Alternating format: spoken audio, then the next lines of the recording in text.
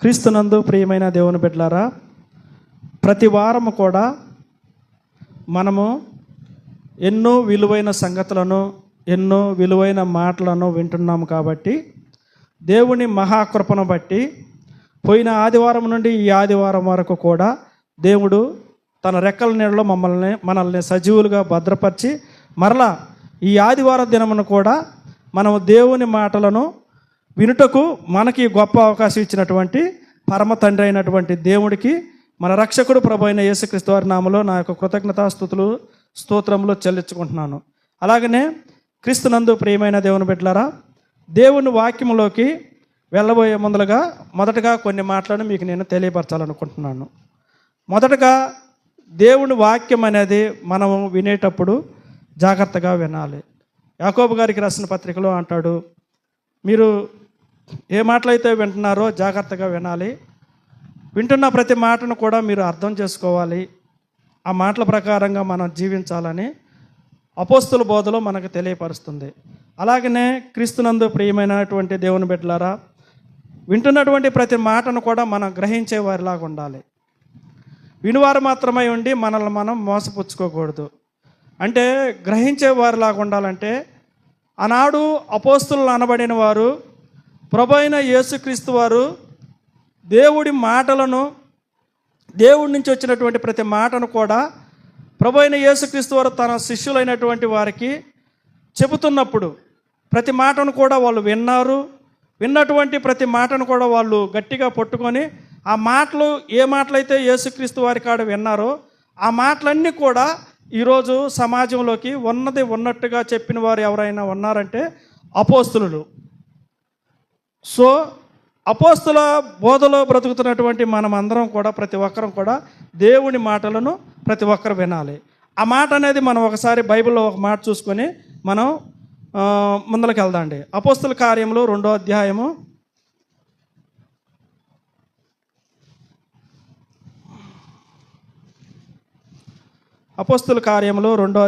42వ వచనం ఒకసారి మనం చూడగలిగితే, మీరు అపోస్తుల బోధ యందును, ఒక్క నిమిషం ఆగమ్మా,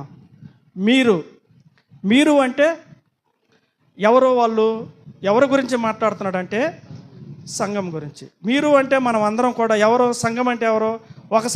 ఒకనొక సమయంలో మనం అందరం కూడా ఎలా ఉన్నామంటే అపరాధముల చేత, పాపముల చేత సచ్చిన వారై ఉన్నాం. మన స్థితిగతులు, మన పరిస్థితులు ఎలా ఉన్నాయంటే, మరణించిన ప్రతి ఒక్కరు కూడా ఎక్కడికి వెళ్ళిపోతున్నారంటే భయంకరమైన అగాధంలోకి వెళ్ళిపోతున్నారు.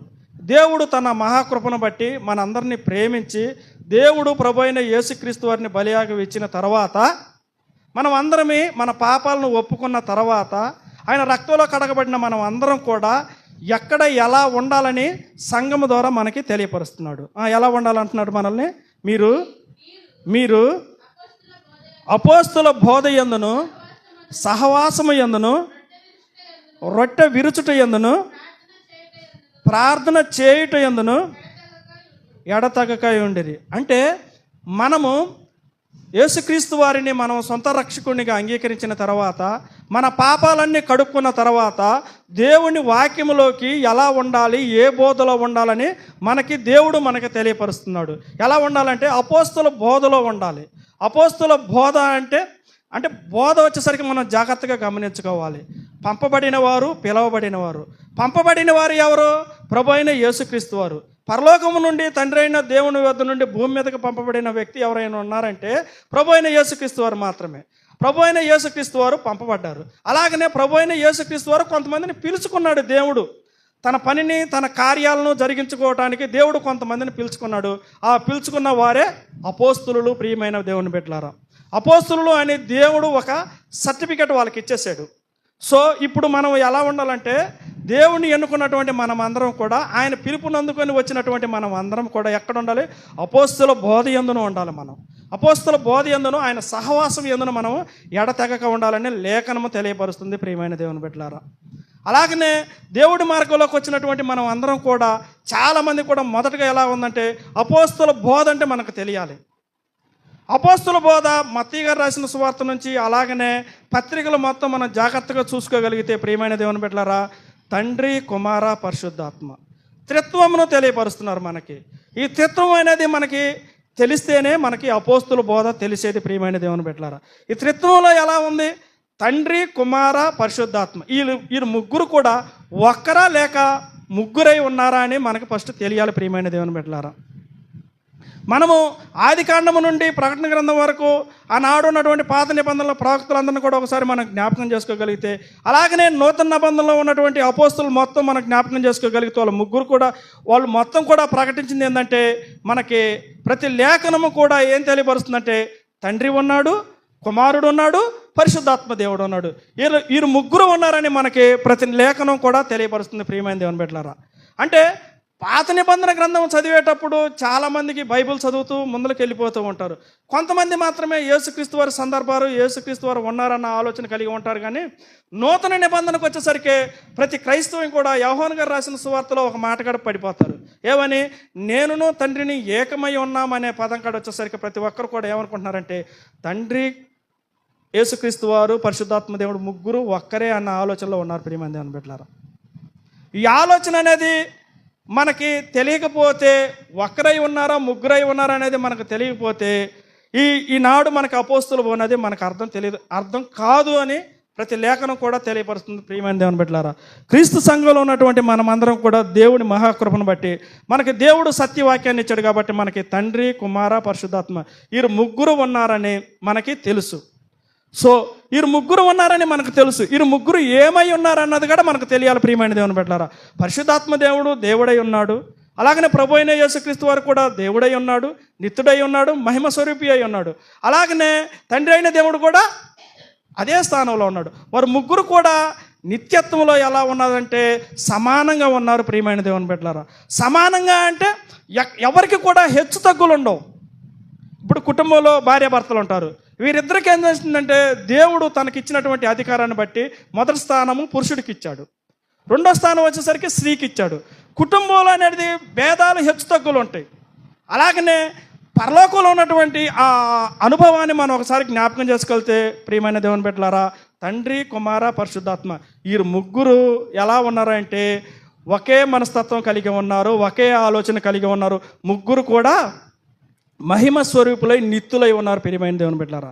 సంకల్పాన్ని బట్టి వారు ముగ్గురు కూడా భూమి మీదకి ఎలా వచ్చారంటే యేసుక్రీస్తు వారేమో కుమారుడిగా వచ్చాడు, పరిశుద్ధాత్మ దేవుడు వచ్చారు. వీరిరువురు కూడా సంకల్పాన్ని బట్టి మనకి భూమి మీదకి రావడం జరిగింది ప్రియమైన దేవుని బిడ్డలారా. అలాగనే భూమి మీదకి వచ్చినటువంటి మనం అందరం కూడా దేవుడి జ్ఞానం మనకు తెలిసినటువంటి వారు కూడా మాకు జ్ఞానం ఎక్కువయ్యో ఒకవేళ తెలియకో కొన్ని పరిస్థితుల వల్ల కొన్ని అవగాహన వల్ల భూమి మీదకు ఉన్నటువంటి ప్రతి ఒక్కరు కూడా ఒక భయంకరమైనటువంటి బోధలోకి వెళ్ళిపోతున్నారు ప్రియమైన దేవుని బిడ్డలారా. ఏందయ్యా ఆ బోధ అంటే తండ్రి అయిన దేవుడిని ఒప్పుకుంటున్నారు కానీ, పరిశుద్ధాత్మ దేవుడిని ఒప్పుకుంటున్నారు కానీ, ఇప్పుడున్న కాలంలో ఏం జరుగుతుందంటే యేసుక్రీస్తు వారిని దేవుడిగా, రక్షకుడిగా అంగీకరించట్లేదు ప్రియమైన దేవుని బిడ్డలారా. ఆయన జస్ట్ కేవలం కుమారుడిగానే అంగీకరిస్తున్నారు. ఆయన దేవుడు కాదు, ఆయన వల్ల పరలోకం రాదు. ఆనాడు ప్రవక్తలు ఎలాగైతే వచ్చారో, ఒక దేవదూతలు ఎలాగైతే దేవుడు వాడుకున్నాడో అదే స్థితిలో అదే రీతిగా ఉన్నాడని ఈనాడు భయంకరమైనటువంటి బోధలు కూడా అప్పటి కాలంలో ఉన్నాయి, మొదటి శతాబ్దంలో ఉన్నాయి, అలాగనే ఇప్పుడు కూడా వచ్చినాయి ప్రియమైన దేవుని బిడ్డలారా. అటువంటి భయంకరమైనటువంటి బోధలు ఫస్ట్ మనకి యేసుక్రీస్తు వరకు అసలుకి దేవుడు, అలాగనే దేవుడు నిత్యుడు, అలాగనే మహిమ స్వరూపి మనకి తెలియాలంటే మొదటగా ఒక వచనం చూసుకోవాలి ప్రియమైన దేవుని బిడ్డలారా. అదే అపోస్తల కార్యములు 2వ అధ్యాయము 38వ వచనం ఒకసారి చూడగలిగితే, పేతురు మీరు మారు మనసు పొంది పాప క్షమాపణ నిమిత్తము ప్రతి వాడు యేసుక్రీస్తు నామమున, చాలమ్మా, ఎవరి నామంలో బాప్తిసం పొందాలి? యేసుక్రీస్తు వారి నామంలో బాప్తిసం పొందాలి. పేతురు గారు అంటే మొదటి శతాబ్దంలో మొట్టమొదటిసారిగా సంఘం ఏర్పడిన తర్వాత పేతురు గారి ద్వారా చాలామంది పాపంలో ఉన్నటువంటి వారందరూ కూడా ఏమంటున్నారంటే పేతురు గారి కాడికి వచ్చి, అయ్యా మేము భయంకరమైన పాపంలో ఉన్నామయ్యా, మా పరిస్థితి ఏందయ్యా అన్నప్పుడు వాళ్ళు చెబుతున్న మాట పేతురు గారు ఏమంటున్నాడు, మీరు పాప క్షమాపణ నిమిత్తం ప్రతి ఒక్కరు కూడా ప్రభు అయిన యేసుక్రీస్తు వారి నామంలో బాప్తిసం తీసుకోవాలి. యేసుక్రీస్తు వారి నామంలోనే తీసుకోవాలా? ఎందుకు తీసుకోవాలి? అసలుకి తీసుకోవాల్సిన అవసరం ఏంది?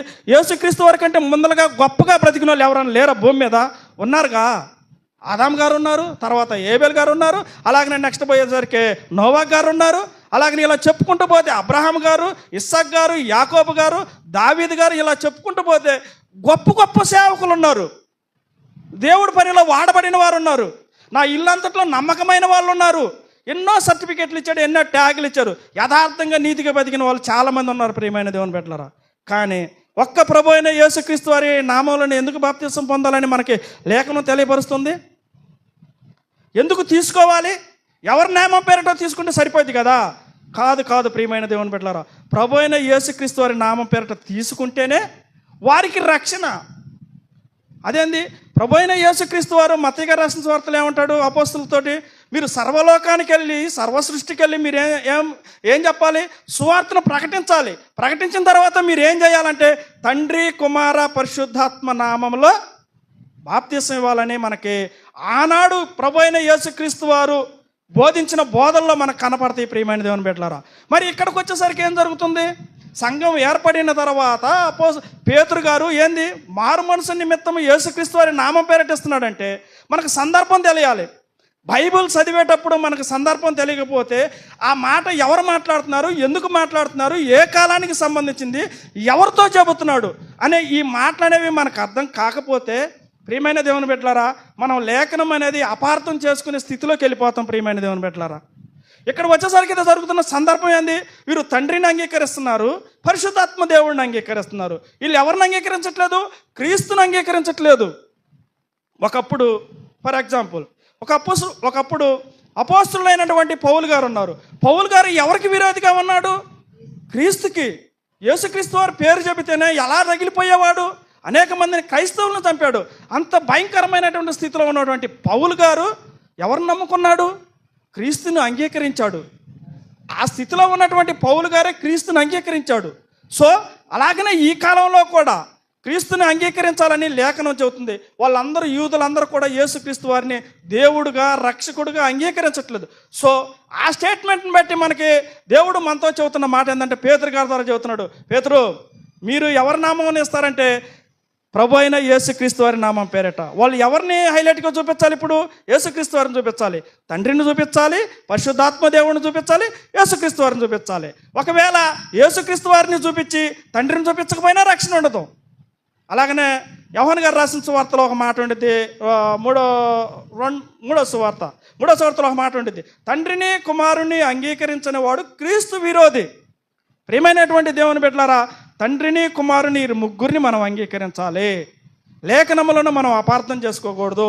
ఒకవేళ మనం అపార్థం చేసుకున్నాం అనుకో, మన ఆత్మీయ జీవితం అనేది, మన పరిస్థితులు అనేవి భయంకరమైన స్థితిలోకి వెళ్ళిపోయే స్థితిలోకి ఉన్న విధానంలోకి వెళ్ళిపోయింది ప్రియమైన దేవుని బిడ్డలారా. అందుకనే ఇప్పుడు ఈ భూమి మీద జరుగుతున్నటువంటి అనేక మంది అనేక రకాలుగా వారికి నచ్చిన రీతిలో నచ్చినట్టుగా సంఘాలను పెట్టుకొని ఏం చేస్తున్నారంటే వారికి నచ్చిన బోధలో వారి మనస్సాక్షికి ఎలాగైతే ఉందో అట్టి రీతిగానే బైబిల్లో ఉన్నటువంటి జ్ఞానాన్ని అర్థం చేసుకోకుండా, బైబిల్లో ఉన్నటువంటి మాటలను, ఆ సందర్భాలను అర్థం చేసుకోకుండా తన మనస్సాక్షికి ఎలాగైతే నచ్చిందో, ఎలాగైతే అర్థం చేసుకున్నారో ఆ విధంగా ప్రజల్లోకి తీసుకెళ్ళబట్టే ఈరోజు అనేకమైనటువంటి భయంకరమైనటువంటి దుర్బోధలు రావడం జరిగింది ప్రియమైన దేవుని బిడ్డలారా.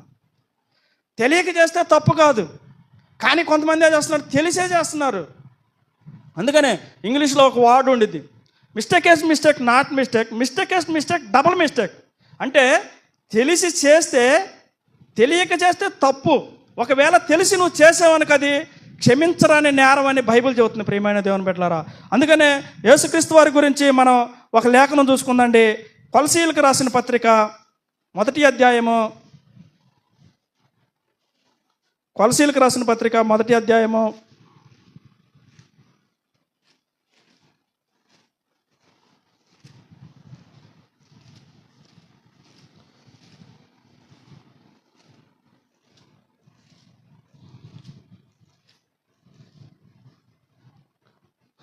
13వ వచనం మనం చూడగలిగితే,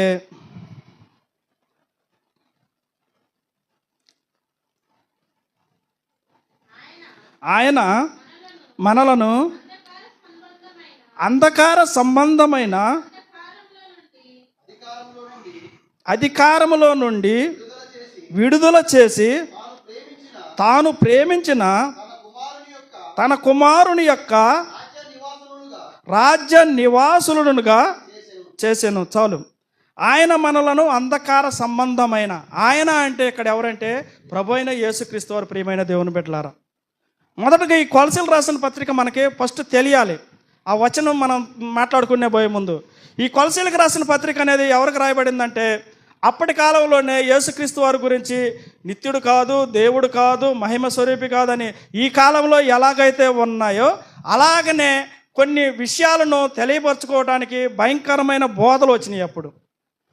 అటువంటి స్థితిలో ఉన్నటువంటి వారికి, కొలసీల్లో ఉన్నటువంటి వారికి అపోస్తలుడైనటువంటి పౌలు గారు వాళ్ళకి ఈ కొలసీలకు రాసిన పత్రిక రాస్తున్నాడు. ప్రియమైన దేవుని బిడ్డలారా, ఈ పత్రికను రాస్తూ అప్పుడు అపోస్తలుడైన పౌలు గారు వాళ్ళతో అంటున్నాడు, సంఘంతో, అయ్యా యేసుక్రీస్తు వారి గురించి మనకు తెలియపరుస్తున్నాడు. యేసుక్రీస్తు వారు ఆయన ఏం చేస్తున్నాడంటే ఆయన మనలను అంధకార సంబంధమైన, అయ్యా ఒకప్పుడు మన పరిస్థితులు, మన స్థితిగతులు ఎలా ఉన్నాయి అంటే ఒక భయంకరమైనటువంటి స్థితిలో ఉన్నాం. అంధకారం అంటే చీకటిలో ఉన్నాము. చీకటిలో ఉన్నటువంటి మనం అందరం కూడా ఏం చేశాడంటే తండ్రి అయినటువంటి దేవుడు ప్రభు అయిన యేసుక్రీస్తు వారి ద్వారా మనల్ని బ్రతికించాడు. ఆయన రాజ్యంలో వారసులుగా చేసుకున్నాడని మనకి ఈ లేఖనం తెలియపరుస్తుంది. ప్రియమైన దేవుని బిడ్డలారా, ప్రభు అయిన యేసుక్రీస్తు వారికి మహిమ కాకపోతే, నిత్యుడు కాకపోతే, ఆయనకి మహిమ లేకపోతే, ఆయన నిత్యుడు లేకపోతే ఇక్కడ తండ్రి అయినటువంటి దేవుడు యేసుక్రీస్తు వారి ద్వారా మనకు రాజ్యాన్ని ఇవ్వటం ఏంది? మన పాపాలనేవి హరించుకుపోవటం ఏంది? మనం జాగ్రత్తగా ఆలోచించాలి. ఆయన నిత్యుడై ఉన్నాడు, మహిమ స్వరూపి అయి ఉన్నాడు. తండ్రి అయినటువంటి దేవుడు ఏ లక్షణాలు అయితే కలిగి ఉన్నాడో అటువంటి లక్షణాలను కలిగి ఉన్నాడని తెలియపరచుటకే అపోస్తలుడైనటువంటి పౌలు గారు కొలసీలకు రాస్తున్నాడు ఈ పత్రికని. వాళ్ళకే కాదు, ఈరోజు వింటున్న మనం అందరం కూడా జాగ్రత్తగా ఆలోచించుకోవాలి. ప్రియమైన దేవుని బిడ్డలారా, ఒక మనిషి పాపంలో ఉన్నటువంటి వారిని బయటికి తీసుకురావడానికి ఒక మనుషుడికి కానీ ఒక ప్రవక్త కానీ ఎవరికైనా అవకాశం ఉండిద్దంటే ఆ పాపం తీసేసే రక్తం ఎవరికాడ లేదు. ప్రియమైన దేవుని బిడ్డలారా, ఆ పాపాన్ని తొలగించడానికి ఎవరికాడ అవకాశం లేదు. ఒక్క ప్రభు అయిన యేసుక్రీస్తు వారి కాడికి వస్తేనే మాత్రమే మన పాపాలు అనేవి తొలగించబడేవి. అందుకనే ఆయన గురించి ఏం చెబుతున్నాడు? అంధకారంలో నుండి విడుదల చేసి తాను ప్రేమించిన తన కుమారుని యొక్క రాజ్య నివాసులుగా చేసెను. మనం భయంకరమైనటువంటి స్థితిలో ఉన్నటువంటి మనము, పాపశాపాల మధ్య ఉన్నటువంటి మనం అందరిని కూడా దేవుడు ఏం చేశాడంటే యేసుక్రీస్తు వారి ద్వారా తన రాజ్యానికి నివాసులుగా చేసుకున్నాడు. ఆయన రాజ్యానికి నివాసులుగా చేసుకోవాలంటే యేసుక్రీస్తు వారు మనకు నిత్యుడై ఉన్నాడు, అలాగనే దేవుడై ఉన్నాడు, మహిమ స్వరూపై ఉన్నాడు. అలాగనే 14వ వచనం కూడా మనం ఒకసారి చూడగలిగితే ప్రియమైన దేవుని బిడ్డలారా, ఆ కుమారుని యొక్క రాజ్య నివాసులుగా చేశాను. ఆ కుమారుని యందు మనకు విమోచనము అనగా పాపక్షమాపణ కలుగుతున్నది. యేసుక్రీస్తు వారి ద్వారా మనకి పాపక్షమాపణ ఉంది, విమోచన ఉంది. యేసుక్రీస్తు వారు లేకపోతే ఈ భూమి మీద ఉన్నటువంటి ఏ మనిషికి కూడా పాపక్షమాపణ లేదు, విమోచన లేదు. యేసుక్రీస్తు వారి మార్గంలో నడిస్తేనే యేసుక్రీస్తు వారిని నిత్యుడని, యేసుక్రీస్తు వారి దైవస్వరూపి అని, యేసుక్రీస్తు వారిని అంగీకరించగలిగితే ప్రియమైన దేవుని బిడ్డలారా మనకి నిత్యత్వం ఉందని మనకు తెలియపరుస్తుంది. ప్రియమైన దేవుని బిడ్డలారా ఈ లేఖనం. అందుకనే ఆయన కుమారునిగా అంగీకరించడన్న మాటను ఒకసారి మనం చూడగలిగితే మత్తయి గారు రాసిన సువార్త 3వ అధ్యాయము 17వ వచనంలో మనం చూడగలిగితే ప్రియమైన దేవుని బిడ్డలారా, ఈయన నా ప్రియకుమారుడు, ఈయన యందు నేను ఆనందించుచున్నాను అంటున్నాడు తండ్రి అయినటువంటి దేవుడు. అంటే భూమి మీద అనేక మంది ప్రవక్తలు ఉన్నారు, అనేక మంది భక్తులు ఉన్నారు. వాళ్ళు చేస్తున్న భక్తిలో కానీ వాళ్ళు చేస్తున్న విధానాల్లో కానీ తండ్రి అయినటువంటి దేవుడికి ఆనందం ఉందా అంటే ఆనందం ఎవరి వల్ల కలగలేదంట. ప్రియమైన దేవుని బిడ్డలారా, ఆ ఆనందం కానీ ఆ సంతోషం కానీ ఎవరి వల్ల కలిగిందంటే ప్రభు అయిన యేసుక్రీస్తు వారి ద్వారా కలిగింది అంటున్నాడు. ఈయన నా కుమారుడు, ఈయన యందు నేను ఆనందించుచున్నాను అంటున్నాడు. అంటే భూమి మీదకి ఎలా వచ్చాడు ప్రభు అయిన యేసుక్రీస్తు వారు? కుమారుడుగా వచ్చాడు, ఒక వడ్రంగి వాడిగా కనబడతాడు. అలాగనే పాపాలను మోసుకుపోయే గొర్రెపిల్లలా కనబడతాడు. అంటే యేసుక్రీస్తు వారికి అనేకమైనటువంటి చాలా చాలా చాలా పేర్లు ఉన్నాయి మనం చెప్పుకోవటానికి. విమోచకుడు, రక్షకుడు, ఇలా చెప్పుకుంటూ పోతే చాలా పేర్లు ఉన్నాయి. ఈ పేర్లతో పాటు ప్రియమైన దేవుని బిడ్డలారా ఆయనకున్నటువంటి అందరికీ తెలిసింది బైబిల్ ఇస్తున్న స్టేట్మెంటు, అపోస్తలులు ప్రకటించిన గొప్ప ఉన్నతమైన నామం ఏదైనా ఉందంటే ఆయన నిత్యుడు, మహిమ స్వరూపి, దేవుడై ఉన్నాడని ఆనాడు అపోస్తలులు ప్రకటించారు. ఈరోజు మనం కూడా ప్రకటిస్తున్నాం. ఇంత గొప్ప ధన్యత మనకున్నందుకు చాలా ఆనందపడాలి ప్రియమైన దేవుని బిడ్డలారా. ఇంత భయంకరమైనటువంటి బోధలు ఉన్నాయి. ఆనాడు కొలసీలో ఉన్నటువంటి సంఘంలో వాళ్ళందరూ కూడా ఎలా వెళ్ళిపోయారంటే యేసుక్రీస్తు వారు దేవుడు కాదనే స్థితిలోకి వెళ్ళిపోయారు. యేసుక్రీస్తు వారు నిత్యుడు కాదనుకుంటున్నారు. ఆయన కుమారుడుగానే వచ్చాడు భూమి మీదకి అనుకుంటున్నారు. కానీ దేవుడు మమ్మల్ని మనందరినీ ప్రేమించి ఇదిగో క్రీస్తు సంఘంలో మనల్ని సభ్యులుగా చేసి సత్యవాక్యంలో నిలబడుతున్నందుకు మనం దేవునికి కృతజ్ఞత కలిగి బ్రతకాలి ప్రియమైనటువంటి దేవుని బిడ్డలారా.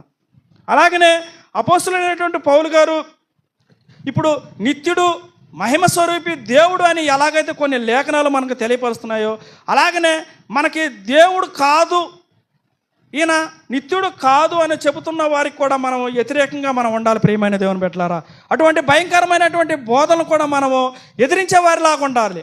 ఆనాడు అపోస్తలులైనటువంటి పౌలు గారు ఆయన పరిచర్య చేస్తున్న విధానంలో దేవుడి కోసము అనేక శ్రమలు పడ్డాడు, నిందలు పడ్డాడు, అవమానాలు భరించాడు. ఎందుకయ్యా నీకంటే క్రీస్తునందు ప్రయాసపడుతున్నాడు. ఆయన అంటున్నాడు కదా, క్రీస్తునందు ప్రయాసం ఎన్నడూ వ్యర్థం కాదు అంటున్నాడు. ఆయన భూమి మీద బ్రతికినంత కాలం కూడా యేసుక్రీస్తు వారి నిమిత్తము ఆయన ప్రయాసపడ్డాడు. దేవుళ్ళో బ్రతకడం కోసం, దేవుని సువార్త నిమిత్తము, దేవుణ్ణి ప్రకటించడం నిమిత్తము అనేక మందిని దేవుళ్ళలోకి తీసుకొచ్చే విషయంలో కూడా ఆనాడు అపోస్తలులైనటువంటి పౌలు గారు చాలా శ్రమ పడ్డాడు, ప్రయాసపడ్డాడు ప్రియమైనటువంటి దేవుని బిడ్డలారా. అలాగనే ఆనాడు అపోస్తలులు ఎలాగైతే సత్యవాక్యములో ఉండి వాళ్ళకి ఇచ్చినటువంటి బోధను గట్టిగా పట్టుకున్నారో, అలాగనే ఈరోజు ఈ లోకంలో ఉన్నటువంటి మనం అందరం కూడా ఆయన ఇచ్చినటువంటి ఈ సత్యవాక్యమును కూడా మనం అందరం కూడా ఒకసారి గట్టిగా పట్టుకొని ముందరికి వెళ్ళేవారిలాగా ఉండాలి ప్రియమైన దేవుని బిడ్డలారా. అందుకనే ఇంకొక వచనం చూసుకున్నాండి, కొలసీలకు రాసిన పత్రిక 1వ అధ్యాయము 20వ వచనం ఒకసారి చూడగలిగితే, కొలసీలకు రాసిన పత్రిక 1వ అధ్యాయము 20వ వచనం ఒకసారి చూడగలిగితే ప్రియమైన దేవుని బిడ్డలారా, ఆయన శిలువ రక్తము చేత సంధి చేసి ఆయన ద్వారా సమస్తమును భూలోకమందున్నవైనను పరలోకమందున్నవైనను వాటన్నిటినీ ఆయన ద్వారా తనతో సమాధాన పరుచుకొనవలనని తండ్రికి అభిష్టమాయను. క్రీస్తునందు ప్రియమైన దేవుని బిడ్డలారా, ఇక్కడ యేసుక్రీస్తు వారి రక్తం చేత సంధి చేసి, సంధి అంటే మనకు తెలియాలి, ప్రపంచ దేశాలన్నీ కూడా గొడవలాడుకుంటూ ఉంటాయి. ఫస్ట్ మన కుటుంబం గురించి చెబుతా. కుటుంబంలో ఉన్నటువంటి పిల్లలు కొట్టుకున్నారనుకో, గొడవలాడుకున్నారనుకో, వాళ్ళకి సమాధానపరిచేది ఎవరు? తల్లిదండ్రులు. అలాగనే ఒక గ్రామంలో ఒక గొడవలు జరిగినాయి అనుకో, ఎవరుంటారు? సంఘ పెద్దలు ఉంటారు, లేకపోతే ఒక ప్రెసిడెంట్ ఉంటాడు. అలాగనే ఇలా ఇలా ఇలా మనం చెప్పుకుంటూ పోతే రాష్ట్రాలు మొత్తం, దేశాలు మొత్తం కూడా కలిసి ఏం చేస్తుందంటే వీళ్ళందరికీ గొడవలు జరుగుతూ ఉంటాయి. ప్రతి దేశానికి ఇప్పుడు ఫర్ ఎగ్జాంపుల్ ఇండియా పాకిస్తాన్ గొడవ జరుగుతుంది. ఈ గొడవలు జరుగుతున్నప్పుడు ఏం జరిగిందంటే ఈ ఇరువుడికి కొట్టుకోవాలా, యుద్ధం చేయాలా, యుద్ధం చేయకూడదని ప్రకటించాలంటే ఏం జరగాలంటే ఒక ఐక్యరాజ్య సమితి ఉండేది. ఐక్యరాజ్య సమితి ఏం చేసిద్దంటే అక్కడ ప్రధాన న్యాయమూర్తులు ఉంటారు మొత్తం. అక్కడ కూర్చొని ఏ దేశం వాళ్ళు గొడవ పడినా కానీ ఖచ్చితంగా ఐక్యరాజ్య సమితిని ఆశ్రయించాలి. ఐక్యరాజ్య సమితిని ఆశ్రయించకుండా మీకు నచ్చినట్టుగా మీరు గొడవలు చేసుకొని యుద్ధాలు ప్రకటించుకున్నారనుకో చాలా తీవ్రతకు లోనవుతారు. ఫర్ ఎగ్జాంపుల్ తల్లిదండ్రుల మాట వినకుండా పిల్లలు ఎలా పడితే అలా కొట్టుకున్నారనుకో ఏం చేస్తారు? తల్లిదండ్రులు బిడ్డలను శిక్షిస్తారు. ఇది మీకు అర్థమైతే ఐక్యరాజ్య సమితి కూడా అంతే. ప్రపంచ దేశాల్లో ఎవరైనా సరే గొడవ పడ్డారనుకో ఖచ్చితంగా ఐక్యరాజ్య సమితిని ఆశ్రయించాలి. ఐక్యరాజ్య సమితి ఏం చేసిద్దంటే ప్రతి వ్యక్తిని కూడా సమాధానపరిచిద్ది. గొడవలాడుకున్న వారిని ఏం చేసిద్ది? సమాధానపరిచిద్ది, ఐక్యతపరిచిద్ది ఐక్యరాజ్య సమితి. ఇది మీకు అర్థమైతే ప్రియమైన దేవుని బిడ్డలారా, శిలువ రక్తం చేత సంధి చేసి, అంటే సంధి చేయటం అంటే ఏంది? యేసుక్రీస్తు వారు సమాధానపరుస్తున్నాడు ఆయన రక్తం ద్వారా. ఎవరిని సమాధానపరుస్తున్నాడు? మొదటగా మన పరిస్థితులు, మన స్థితిగతులు ఎలా ఉన్నాయంటే పాపంలో ఉన్నాం, అపరాధముల చేత పాపముల చేత సచ్చినటువంటి స్థితిలో మనం ఉన్నాం. ఆ స్థితిలో ఉన్నటువంటి మనం అందరం కూడా ఎవరితో సంధి చేస్తున్నాడు? తండ్రి అయిన దేవుడితోటి ప్రభు అయిన యేసుక్రీస్తు వారు మనల్ని ఏం చేస్తున్నాడు? ఉభయలను ఏకం చేస్తున్నాడు. ఎందుకు? ప్రభువా, ఒకప్పుడు వీరు ఎలా ఉన్నారంటే నీ బిడ్డలైనటువంటి వీరందరూ కూడా పాపంలో ఉన్నారు, భయంకరమైనటువంటి స్థితిలో ఉన్నారు, నీకు దూరంగా ఉన్నారు నీ బిడ్డలో. సో దూరంగా ఉన్నటువంటి నీ బిడ్డలను నేను ఏం చేస్తున్నానంటే ఇదిగో నా రక్తం ద్వారా నీ బిడ్డలైనటువంటి వారిని నేను నా రక్తంలో కడిగి వారిని ఏం చేస్తున్నానంటే పవిత్రులుగా, పరిశుద్ధులుగా, నిర్దోషులుగా చేశాను. నువ్వు పరిశుద్ధుడుగా తండ్రి, ఇదిగో నీ బిడ్డలైనటువంటి వారిని నీకు సమాధానపరుస్తున్నాను, నీ బిడ్డల్ని నీ కాడకు చేరుస్తున్నానని ఈ లేఖనము మనకు తెలియపరుస్తుంది ప్రియమైన దేవుని బిడ్డలారా. అంటే ఒక మనిషి వల్ల సాధ్యమైన దేవుడికి ఒక వ్యక్తిని సమాధానపరచడానికి, ఎవరి రక్తం వల్ల అయినా సరే సమాధానపరచగలిగారంటే ఎవరి రక్తము సమాధానపరచలేదు ప్రియమైన దేవుని బిడ్డలారా. ఒక్క ప్రభు అయిన యేసుక్రీస్తు వారి రక్తం ద్వారా మాత్రమే తండ్రి అయిన దేవుడితో సమాధానపరచగలిగింది, ఇరువురిని కలపగలిగింది. ఎందుకు? ఆయన రక్తం మాత్రమే పరిశుద్ధమైంది. ఎందుకు? యేసుక్రీస్తు వారి రక్తమైన పరిశుద్ధమైంది, మిగతా వాళ్ళది ఎవరిది పరిశుద్ధమైంది కాదంటే ఎవరిదో కాదు ప్రియమైన దేవుని బిడ్డలారా. అందుకనే లేఖనం చెబుతుంది, నీతిమంతుడు లేడు ఒక్కడునూ లేడని చెబుతుంది లేఖనం. ఎవరు తప్పనిచ్చి? ప్రభు అయిన యేసుక్రీస్తు వారు తప్పనిచ్చి. యేసుక్రీస్తు వారు ఎవరు? పరిశుద్ధుడు, నిర్దోషి, కల్మషం లేనివాడు, మహానుభావుడు. అలాంటి మహానుభావుడు తన మహిమను వదులుకొని భూలోకానికి వచ్చాడు. అంత మాత్రాన రాజు రాజు అయిపోకుండా ఉంటాడా? దేవుడు కాకుండా ఉంటాడా? చిన్న చూపు చూశారు ప్రియమైన దేవుని బిడ్డలారా యేసుక్రీస్తు వారిని. అందుకనే ఆయనే అంటున్నాడు, ఇంకా ఏమన్నాడు? ఇదిగో భూమి మీద ఉన్నటువంటి భూలోకం మందు నువ్వు ఏ అయినా సరే, ఈరోజు మనం అనుభవిస్తున్నటువంటి ప్రకృతి కానీ, ఈ గాలి కానీ, ఈ వాతావరణం కానీ, మనం జీవిస్తున్నామంటే ప్రతి ఏ వస్తువు అయితే అవసరమైందో ప్రతి వస్తువును కూడా, ప్రకృతిని సమస్తంను కూడా సృష్టించింది ఎవరంటే ప్రభు అయిన యేసుక్రీస్తు వారే ఇస్తున్నాడు. పౌలు గారు చెబుతున్నాడు సంఘంలో వాళ్ళకి, అయ్యా బాబు మీరు రాంగ్ స్టేట్మెంట్లో ఉంటున్నారు. ఆయన మహానుభావుడు, మీరు కుమారునిగా చూడగాకండి, ఒక వడ్రంగి వాడిని కుమారునిగా చూడగాకండి. మీరు అనుకుంటున్నారేమో సామాన్యమైన వ్యక్తి కాదు ఆయన యేసుక్రీస్తు వారు అంటే, ఏదో మీ మధ్య తిన్నాడు, మీ మధ్య పండుకున్నాడు అనుకుంటున్నారేమో. రాంగ్. మీరు అలా ఆలోచించుకోగాకండి. సామాన్యమైన వ్యక్తి కాదు ఆయన. ఆయన ఎవరో దేవుడు, తనను తగ్గించుకొని భూమి మీదకి వచ్చాడు. మహిమ స్వరూపి ఆయన, నిత్యుడు, సర్వాధికారాలు ఆయనకున్నాయి. కానీ భూమి మీద భూలోకానికి వచ్చిన దాని విధానాన్ని బట్టి తండ్రికి లోబడ్డాడు కాబట్టి, తండ్రి మాటలకు వినేవాడిగా లోబడే వ్యక్తిగా మనకు కనపడుతున్నాడు. కొన్ని సందర్భాల్లో తగ్గించుకొని ఉన్నాడు, తనను తగ్గించుకొని రిక్తునిగా చేసుకున్న సందర్భాలు చాలా కనపడతాయి ప్రియమైన దేవుని బిడ్డలారా. అలాగనే భూమిలో ఉన్న ఈ భూలోకంలో ఉన్నటువంటి ఈ సృష్టిలో ప్రతిదీ కూడా ప్రభు అయిన యేసుక్రీస్తు వారి ద్వారా మాత్రమే కలుగజేయబడింది ప్రియమైన దేవుని బిడ్డలారా. ఆయన లేకుండా ఏది కలగల. అందుకనే యోహాను గారు రాసిన సువార్త 1వ అధ్యాయం 1వ వచనంలో ఉండేది, ఆది యందు వాక్యం ఉండెను. ఆది యందు వాక్యం ఉండెను. ఆది అంటే జగతి పునాది వేయబడక మునిపే, ఈ సృష్టి ప్రారంభంలోనే ఎవరున్నారు? యేసుక్రీస్తు వారు ఉన్నారు, పరిశుద్ధాత్మ దేవుడు ఉన్నాడు, తండ్రి అయిన దేవుడు ఉన్నాడు. ఈ ముగ్గురి సంకల్పం ద్వారా మాత్రమే ఈ సృష్టి వచ్చింది భూమి మీదకి. ఈ సృష్టి తయారు చేయబడింది. ఈ సృష్టిని తయారు చేసిన తర్వాత మనం తయారు చేసుకున్నాడు, సమస్తమని ఇచ్చాడు మనకి. అటువంటి నిత్యుడైనటువంటి యేసుక్రీస్తు వారిని ఈరోజు మనం ఏం చెప్పుకుంటున్నాము? ఆయన దేవుడు కాదు అంటున్నారు. ఆయన కుమారుడే. మరి రక్షణ ఎలా చెబుతున్నాడు? మరి తండ్రి కుమార పరిశుద్ధాత్మ నామంలో రక్షణ పొందమని లేఖనం చెబుతుంది కదా. ప్రభు అయిన యేసుక్రీస్తు వారి నామంలో రక్షణ పొందాలని మరి అపోస్తల కార్యములు 2వ అధ్యాయం 38వ వచనంలో మనం చూసుకున్నాం కదా. మరి ఏంది ఈ లేఖనాలు? ఏం చేద్దాం ఈ లేఖనాలు? అర్థం చేసుకునే విధానాన్ని బట్టి మనం అర్థం చేసుకోవాలి ప్రియమైన దేవుని బిడ్డలారా. అర్థం చేసుకోలేదా మనం చాలా దెబ్బతింటాం బోధల విషయంలో. ఈరోజు చాలామంది మేము భక్తి చేస్తున్నాము, మేము వాక్యం వింటున్నాము అనే భ్రమలో ఉంటున్నారు అంతే.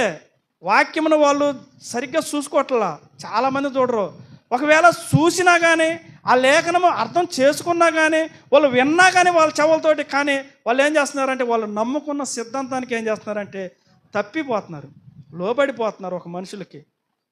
ప్రియమైనటువంటి దేవుని బిడ్డలారా, ఆనాడు అపోస్తులు కూడా ఇలాగనే అనేక మందికి ఎవరైనా లోక సంబంధమైన వాటి మీద మనసు పెట్టి కాన్సన్ట్రేషన్ చేసి ఉంటే ఈరోజు అపోస్తుల ద్వారా ఇంత సత్యవాక్యం మన దగ్గరకు వచ్చేది కాదు. ఆ రోజు తనకి కలిగినటువంటి శ్రమలను, నిందనలను సమస్తమును అనుభవించారు కాబట్టే ఈరోజు వాళ్ళ గురించి మనం చెప్పుకోగలుగుతున్నాము. ఇంత గొప్ప సత్యవాక్యం కూడా మన దగ్గరకు రాబడింది ప్రియమైన దేవుని బిడ్డలారా.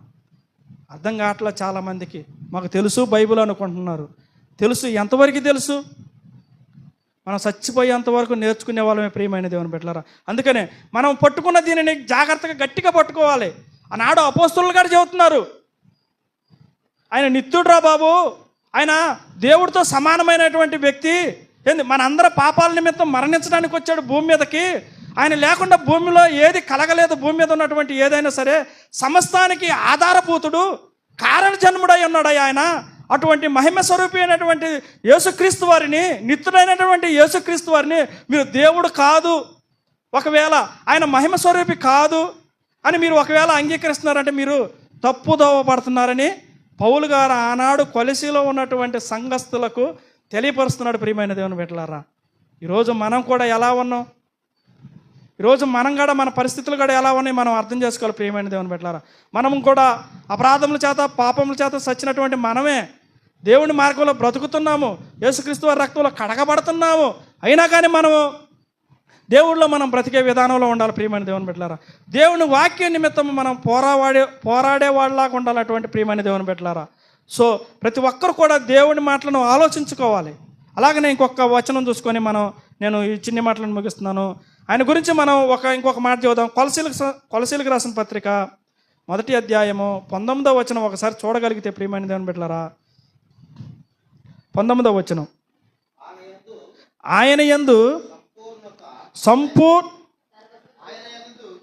యందు సర్వ సంపూర్ణత నివసింపవలెననియు చాలు. ఆయన యందు సర్వ సంపూర్ణత నివసింపవలెను అంటే ఆయనలోనే ఉంది సర్వ సంపూర్ణత. అంటే సర్వ సంపూర్ణత అంటే పరిపూర్ణమైనటువంటి స్థితి. ఒక దేవునికి ఉన్నటువంటి లక్షణాలన్నీ కూడా ఎవరిలో ఉన్నాయి అంటే ప్రభు అయిన యేసుక్రీస్తు వారిలో ఉన్నాయి. ఒకవేళ యేసుక్రీస్తు వారిలో సర్వ సంపూర్ణత ఉంది, దేవుని లక్షణాలు ఉన్నాయి కదా, ఏంది ఒకవేళ ఈయన దేవుడు కాదు అనుకుంటారేమో. మరలా కాదు ప్రియమైన దేవుని బిడ్డలారా, ఈ స్టేట్మెంట్ ఇస్తుంది దేవుడే. ఏమంటున్నాడు? ఆయనలో సర్వ సంపూర్ణత ఉంది, ఆయన దేవుడు, నిత్యుడు ఆయన అని మనకు దేవుడే తెలియపరుస్తున్నాడు సంఘం ద్వారా. సో మనం అందరం కూడా దేవుడు చెబుతున్న ప్రతి మాటను కూడా మనం ఆలోచించుకోవాలి. ఆయనలో సర్వ సంపూర్ణత లేకపోతే మరి లేఖనములను ఏం చేద్దాం? మన పాపాలు పోవాలంటే యేసుక్రీస్తు వారి రక్తమే కదా. అలాగనే యేసుక్రీస్తు వారు మన దేవుడని నమ్ముకోవాలి, అంగీకరించాలి. ఆయన నిత్యుడని మనం తెలుసుకోవడానికి ఈ కొలసీలకు రాసిన పత్రికే మనకి ఆధారంగా ఉండిద్ది. ఈ పత్రిక మొత్తం మనం జాగ్రత్తగా చూడగలిగితే ప్రియమైన దేవుని బిడ్డలారా, యేసుక్రీస్తు వారి మహిమ గురించి, నిత్యత్వం గురించి, దైవత్వం గురించి మనకు రాయబడింది. 1, 2 అధ్యాయాల గురించి మనం జాగ్రత్తగా చూడగలిగితే, సో ప్రతి ఒక్కరు కూడా మనం ఈ పత్రికలో ఉన్నటువంటి ప్రతి మాటను కూడా మనం అర్థం చేసుకునే వారు లాగా ఉండాలి. అర్థం చేసుకోకుండా మనకు నచ్చినట్టుగా వెళ్ళిపోయామనుకో మనం తేడా పడతాం. ఫర్ ఎగ్జాంపుల్, ఇప్పుడు అపోస్తల కార్యంలో 2వ అధ్యాయంలో ఉంది, యేసుక్రీస్తు వారి నామమున బాప్తిసం ఇచ్చిన సందర్భాలు కనపడుతున్నాయి. అలాగనే కొన్ని సందర్భాల్లో యేసుక్రీస్తు వారిని హైలైట్ చేసిన సందర్భాలు ఉంటాయి. ఆ సందర్భాలన్నింటినీ కొంతమంది ఏం చేస్తున్నారు, తండ్రిని పరిశుద్ధాత్మ దేవుడిని వీళ్ళిద్దరిని పక్కన పెట్టేసి ఎవరిని చేస్తున్నారు, హైలైట్గా యేసుక్రీస్తు వారిని ఆరాధిస్తున్నారు. కానీ యేసుక్రీస్తు వారు ఏమని చెబుతున్నాడు? నా నామం పేరట మీరు ఏం చేసినాను, నా నామం పేరట మీరు ఏం చేసినాను, మీరు ప్రార్థించారనుకో, ఆ ప్రార్థన విన్నపాలని ఎవరికడకి జాతీయ అంటున్నాడు? తండ్రి అయిన దేవుని యొద్దకి చార్తీ అంటున్నాడు. యేసుక్రీస్తు వారి నామం పలకకుండా, యేసుక్రీస్తు వారి నామం ఉచ్చరించకుండా, యేసుక్రీస్తు వారిని నువ్వు అంగీకరించకుండా, యేసుక్రీస్తు వారి నామం పేరట నువ్వు పోయి తండ్రి అయిన దేవుడి కాడికి నీ ప్రార్థన ఆలకించిందంటే అసలు ఆ ప్రార్థన కూడా పోదు. అందుకని ఇదే కొలసీలకు రాసిన పత్రికలో కూడా అంటాడు, మీరు ప్రార్థన చేసేటప్పుడైనా సరే, మీరు ఏదైనా సరే, భూమి మీద ఏదైనా నీ జీవితంలో ఒక గొప్ప కార్యం జరిగిందంటే యేసుక్రీస్తు వారి ద్వారా మాత్రమే తండ్రి అయినటువంటి దేవుడికి కృతజ్ఞతలు చెల్లించాలంటున్నాడు. ఎవరి నామం పేరట చెల్లించవచ్చుగా, ఏమైంది? గొప్ప భక్తులు ఉన్నారు, వాళ్ళ నామం పేరట చెప్పొచ్చు కదా. కాదు ప్రియమైన దేవుని బిడ్డలారా, తండ్రి అయిన దేవుడు ప్రభు అయిన యేసుక్రీస్తు వారు పరలోకంలో ఎలా ఉన్నాడంటే నిత్యులై ఉన్నారు. వీళ్ళు నిత్యుడై ఉన్నటువంటి ప్రభు అయిన యేసుక్రీస్తు వారు భూమి మీదకి వచ్చిన తర్వాత ఎలా ఉన్నాడంటే తనను తాను తగ్గించుకొని కుమారునిగా ఉన్నాడు, బలియాగం చేసుకున్నాడు, మన మధ్య సంచరించాడు. దేవుడు ఇలా ఉంటాడు, దేవుడి దగ్గరికి మీరందరూ వెళ్ళాలంటే, దేవుడి సన్నిధిలో మీరందరూ ఉండాలంటే, ఇదిగో నేను జీవించాను కదా ఈ 33.5 సంవత్సరాలు యథార్థంగా నీతిగా బతికి, నేను అయితే మార్గం చూపించాను, నేను ఏ మాటలైతే చెప్పానో ఆ మాట ప్రకారం మీరు ఉండగలిగారు అనుకో, ఎక్కడుంటారు మీరందరూ? దేవుడు ఉన్నటువంటి రాజ్యంలో ఉంటారు. అంటే దేవుడు ఉన్నటువంటి రాజ్యంను చూసిన వాళ్ళు ఎవరైనా ఉన్నారంటే భూమి మీద ఎవరు లేరు. ఆ మహిమ స్వరూపాన్ని గురించి కానీ, ఆయన రాజ్యం గురించి కానీ వివరించిన వాళ్ళు ఎవరైనా ఉన్నారంటే ఎవరు లేరు. ప్రభు అయిన యేసుక్రీస్తు వారు మాత్రమే చెప్పుకుతున్నాడు. అందుకనే ఒక మాట అంటాడు, నేనే మార్గమును, నేనే జీవమును, నేనే సత్యమును. మార్గము ఆయనై ఉన్నాడు, రైట్. మార్గం అంటే అపోస్తులు కూడా ప్రకటించారు కదా, అదే మార్గం అనుకోవచ్చు. సరే, జీవం అంటే ఒక మనిషి జీవించాలంటే ఏం చేయాలి? నువ్వు ఇప్పుడు ఎలా ఉన్నావు, జీవించుతున్నాను పేరే కానీ నువ్వు మృతుడివే అని చెబుతుంది లేఖనం. కానీ భూమి మీద ఉన్నటువంటి మనం అందరం కూడా మనం ఇప్పుడు జీవిస్తున్నాం, జీవంలో ఉన్నాం అనుకుంటున్నావా? కాదు కాదు ప్రియమైన దేవుని బిడ్డలారా. జీవము అనగా మనం అందరం పరిశుద్ధంగా యథార్థంగా నీతిగా బ్రతికిన తర్వాత మొదట మరణం తర్వాత వచ్చినటువంటి లోకమే పరిశుద్ధమైన లోకం. ఆ లోకములో జీవించటమే, ఆ జీవం గురించి ప్రభువైన యేసుక్రీస్తు వారు మాట్లాడుతున్నాడు. అందుకనే మార్గమును నేనే, జీవమును నేనే, అంటే మీ ప్రాణదాతను నేనే. మీరు నన్ను అంగీకరించారనుకో, నా మాటలు విన్నారనుకో, మీరు ఎక్కడ ఉంటారంటే నిత్యలోకంలో ఉంటారు, పరలోక రాజ్యంలో ఉంటారు, నిత్యము ఆనందంగా సంతోషంగా ఆయన ఉన్నటువంటి లోకంలో ఉంటాను అంటున్నాడు. ప్రియమైన దేవుని బిడ్డలారా, మనల్ని ఉంచడానికి ఆయన సిద్ధంగా ఉన్నాడు. అటువంటి మహానుభావుడిని. అంత మాత్రమే కాదు ప్రియమైన దేవుని బిడ్డలారా, వెళ్తూ వెళ్తూ ఒక మాట అన్నాడు, నా తండ్రి వద్ద అనేక నివాసాలు ఉన్నాయి, నేను వెళ్ళిపోతున్నాను మీ అందరికీ. వెళ్ళిన తర్వాత మీ అందరికీ నేను నివాసాలు సిద్ధపరచడానికి వెళ్తున్నాను. నేను మరలా వచ్చేటప్పుడు మీరు యథార్థంగా ఉండండి, నేను వచ్చి మిమ్మల్ని అందరిని కూడా తీసుకొని వెళ్ళి ఆ నివాసాలు, నేను ఏ నివాసం అయితే సిద్ధపరుస్తాను అన్నాడో ఆ నివాసంలో మనందరిని ఉంచడానికి ప్రభువైన యేసుక్రీస్తు వారు వెళ్ళారు. ప్రియమైన దేవుని బిడ్డలారా, ఈ భూలోకం నుండి ఎక్కడికి వెళ్ళిపోయారు? పరలోకంలోకి వెళ్ళిపోయారు. అక్కడికి వెళ్ళిపోయి మన నివాసాన్ని సిద్ధపరుస్తున్నాడు. అటువంటి మహానుభావుడు గురించి మనం ఏం తెలుసుకోవాలంటే ఆయన నిత్యుడు, ఆయన దేవుడు, మహిమ స్వరూపమని మనం తెలుసుకోవాలి. ఒకవేళ ఆయన మాటలు కానీ అపోస్తుల బోధ కానీ మనకు అర్థం కాకుండా మనకు నచ్చినట్టుగా, మనకు ఏదో లోక సంబంధ మాటలకి లోబడిపోయి మనకు నచ్చినట్టుగా ఉండాం అనుకో, మనం ఆయన నివాసంలో ఉండేవారిలాగా ఉండం. ప్రియమైన దేవుని బిడ్డలారా, ప్రతి ఒక్కరు కూడా ఈ మాటలను ఆలోచించుకోవాలని, ఆయన నివాసంలో ఆయన నివాసంలో మన అందరం నివసించాలని మనస్ఫూర్తిగా కోరుకుంటూ, భయంకరమైనటువంటి తప్పుడు బోధల నుంచి బయటకు వచ్చేసి యేసుక్రీస్తు వారు దేవుడు, నిత్యుడు అని మనం అంగీకరించగలిగితేనే మనకి నివాసము ఉంది అని నేను రూఢిగా చెప్పగలుగుతున్నాను. యేసుక్రీస్తు వారిని సొంత రక్షకునిగా అంగీకరించడమే కాదు, ఆయన దైవస్వరూపి అయి ఉన్నాడు, నిత్యుడై ఉన్నాడని మేము గట్టిగా చెప్పగలుగుతున్నాము. ఆయన మహిమ స్వరూపి ఉన్నాడని మేము గట్టిగా, ఎలాగైతే ఆనాడు అపోస్తులైనటువంటి పౌలు గారు కొలసీలకు ఎలాగైతే పత్రిక రాస్తున్నాడో, వారు ఆనాడు ఎలాగైతే గట్టిగా లేఖనములు పట్టుకొని యథార్థంగా బ్రతికాడో, మేము కూడా రూఢిగా నమ్ముతూ యేసుక్రీస్తు వారు నిత్యుడు, మహిమ స్వరూపి అని, దైవ సంభూతుడని మేము మనస్ఫూర్తిగా నమ్ముతూ, అలాగనే నన్ను నేను హెచ్చరించుకుంటూ మీరు కూడా ఈ బోధలో బ్రతకాలని, అపోస్తుల బోధలో బ్రతకాలని, ప్రతి ఒక్కరిని మనస్ఫూర్తిగా ఈ చెప్పబడిన ఈ ప్రతి మాటను కూడా ఆలోచించుకోవాలని ఒక మంచి నిర్ణయం తీసుకొని దేవుడి రాజ్యంలో ప్రతి ఒక్కరు కూడా స్వతంత్రించుకోవాలని మనస్ఫూర్తిగా కోరుకుంటూ నా ఈ చిన్ని మాటలను ముగిస్తున్నాను. ప్రార్థన చేసుకుందండి. మమ్మల్ని ఎంతగానో ప్రేమిస్తున్న మా ప్రియ పరలోకపు తండ్రి, నీ పరిశుద్ధమైన, మహోన్నతమైన, ఘనమైన నామమునకు మా ప్రభువును మా రక్షకుడైన ప్రభు అయిన యేసుక్రీస్తు వారి నామం పేరట మీకే కృతజ్ఞతలు, స్తుతులు, స్తోత్రం చెల్లిస్తున్నాం నా తండ్రి. ఇదిగో నా తండ్రి, అల్పుడు, అయోగ్యుడైనటువంటి నన్ను నా తండ్రి, నీ ప్రియకుమారుడైనటువంటి యేసుక్రీస్తు వారి మీద నా తండ్రి, ఈ భూమి మీద జరుగుతున్నటువంటి భయంకరమైనటువంటి దుర్బోధల విషయంలో నా తండ్రి, నీ కుమారుని గురించినటువంటి సత్యవాక్యమును నా తండ్రి, నీ బిడ్డలైనటువంటి వారికి నా తండ్రి, నీ సత్యవాక్యమును సరిగా విభజించి బోధించుటకు మీరు నాకు ఇచ్చినటువంటి గొప్ప ధన్యతను బట్టి కూడా మీకే కృతజ్ఞతలు, స్తుతులు, స్తోత్రం చెల్లిస్తున్నాను నా తండ్రి. అంత మాత్రమే కాదు నా తండ్రి, ప్రతి ఒక్కరు కూడా నీ రాజ్యంలో ఉండాలని, మీ చెంతకు రావాలని మీ చిత్తమై ఉంది నా తండ్రి. భూమి మీద బ్రతుకుతున్న ప్రతి ఒక్కరు కూడా నా తండ్రి, ప్రభు అయిన యేసుక్రీస్తు వారిని నిత్యుడని ఒప్పుకొని, దేవుడు అని ఒప్పుకొని నా తండ్రి, ప్రతి ఒక్కరు కూడా సత్యవాక్యంలోకి వచ్చి నా తండ్రి, ఇదిగో నా తండ్రి, మీరున్నటువంటి ఆ మహిమకరమైనటువంటి రాజ్యంలో జీవించుటకు నీ బిడ్డలైనటువంటి ప్రతి ఒక్కరిని కూడా జ్ఞాపకం చేసుకుని నా తండ్రి, ఏ ఒక్కరు కూడా నా తండ్రి తప్పిపోవటం మీకు ఇష్టం ఉండదు కనుక నా తండ్రి, ఇదిగో నా తండ్రి, మేము అందరం కూడా ఈ రాజ్యంలో స్వతంత్రించుకున్నట్టుకు నీ కృపను అనుగ్రహించండి నా తండ్రి. యేసుక్రీస్తు వారి మీద జరుగుతున్నటువంటి ఈ భయంకరమైనటువంటి దుర్బోధలను జ్ఞాపకం చేసుకుని నా తండ్రి, ప్రతి ఒక్క బిడ్డ కూడా నా తండ్రి ఆలోచింప చేసుకొని నా తండ్రి, నీ సత్యవాక్యంలో బ్రతుకుతూ నా తండ్రి, అనేక మందికి నీ సత్యవాక్యమును సరిగా విభజించి బోధించడానికి ప్రతి ఒక్క బిడ్డకు అవకాశాన్ని ఇవ్వండి నా తండ్రి. ప్రతి ఒక్కరు కూడా నీ సత్యంలో జీవింపజేయటకు నీ కృపను అనుగ్రహించండి నా తండ్రి. నా ఎదుట ఉన్నటువంటి నీ బిడ్డలైనటువంటి వారిని జ్ఞాపకం చేసుకున్న తండ్రి, ప్రకటించబడిన ప్రతి మాటను కూడా నా తండ్రి వారి హృదయంలో ఉంచుకొని నా తండ్రి, ప్రకటించిన ప్రతి మాటను కూడా ఆలోచింప చేసుకొని నా తండ్రి, ఇదిగో నా తండ్రి, వారు జీవించడం కూడా నీ కృపను అనుగ్రహించండి నా తండ్రి. బోధించిన నన్ను కూడా జ్ఞాపకం చేసుకున్న తండ్రి, ఏ మాటలైతే బోధింపబడియో ప్రతి మాటకు కూడా నా తండ్రి నేను కట్టుబడి నా తండ్రి బ్రతుకుటకు కూడా నీ కృపను అనుగ్రహించండి నా తండ్రి.